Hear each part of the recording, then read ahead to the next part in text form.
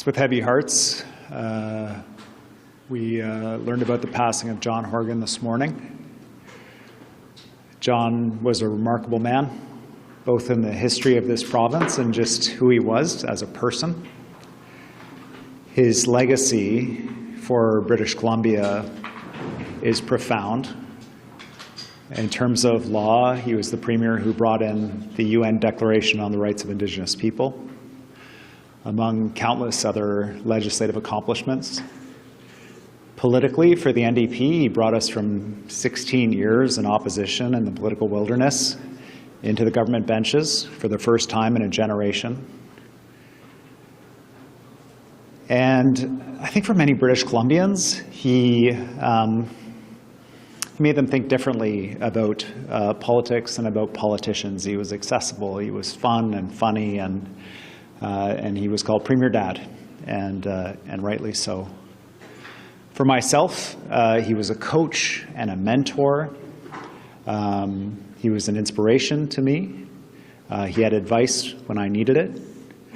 He conducted himself with the utmost in integrity, and he brought a spirit of fun to his work that was infectious. And many of you will remember, too, he had a bit of a temper from time to time. And if you hadn't been yelled at by John Horgan, then you hadn't truly worked with him. I truly worked with John Horgan. Personally, he was a private guy. We all knew of his profound love for Ellie. At 45 years together. He spoke so affectionately of her, and their love was very present. And their two sons, Nate and Evan, were his pride and joy. Family was a huge priority for John. The Horgan family shared John with British Columbia, and now with his passing, we all grieve along with the Horgan family. I know I felt like one of John's relatives. I think everyone who worked with him felt that closeness of family, and yet we weren't family. Their grief is profound, and our hearts go out to them.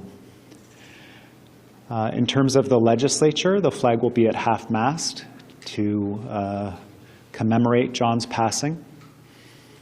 The relevant government officials will work with the Horgan family to provide members of the public an opportunity to offer their condolences here at the legislature, and with a formal service to recognize his contributions to British Columbia and to British Columbians as he worked to make their lives better every single day he served in this place.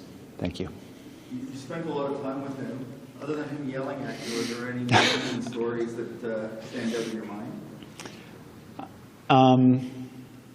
I think for me, for John, the piece that I looked at in awe about was his ability to turn what was a clear political liability moment into a political asset. So I remember the story that he told many times. I'm sure you heard him tell the story about knocking over the water glass in the meeting with the Prime Minister, and then turning that into, the discussion was about pipelines, and saying, well, this is how easily spills can happen. When he was, there was an issue about freedom of information on phones. And he said, and he just pulled his phone out of his pocket and unlocked it and offered to pass it around to the press gallery so they could all have a look at what was on his phone, what apps he had installed. There was a word game that he particularly liked. He was in the legislature, and he lost his temper briefly with the leader of the opposition, and he used an unfortunate turn of phrase that was unparliamentary. And he turned it into a moment where all British Columbians could relate with just losing their cool and using what we call at our house rough language. He had the ability to take those moments where it was a tough moment, or it was just maybe a little embarrassing, and make people just love him more. And for me, that really encapsulates who he was.